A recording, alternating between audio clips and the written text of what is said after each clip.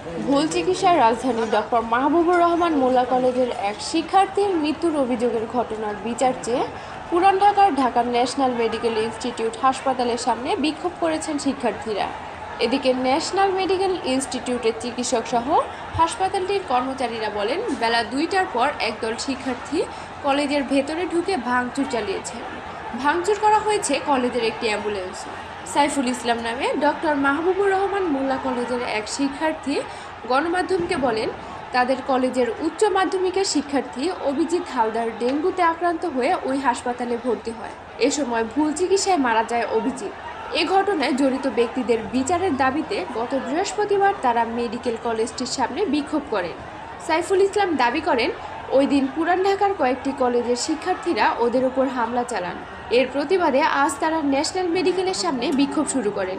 এ সময় আবার পুরান ঢাকার সরকারি শহীদ সোহরাওয়ার্দী কলেজ সহ আশেপাশের কয়েকটি কলেজের শিক্ষার্থীরা তাদের ওপর হামলা চালিয়েছে। শিক্ষার্থীদের মধ্যে মারামারির ঘটনাকে কেন্দ্র করে শহীদ সোহরাওয়ার্দী কলেজেও আজ ব্যাপক ভাঙচুর চালিয়েছেন বিক্ষুব্ধ শিক্ষার্থীরা।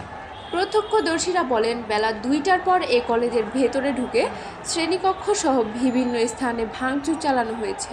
শহীদ সোহরাওয়ার্দী কলেজের এক শিক্ষার্থী গণমাধ্যমকে বলেন, ডক্টর মাহবুবুর রহমান মোল্লা কলেজের কোনো শিক্ষার্থীকে তারা মারধর করেননি, অথচ ওই কলেজ সহ অন্য কলেজের শিক্ষার্থীরা তাদের কলেজে এসে ভাঙচুর চালিয়েছে।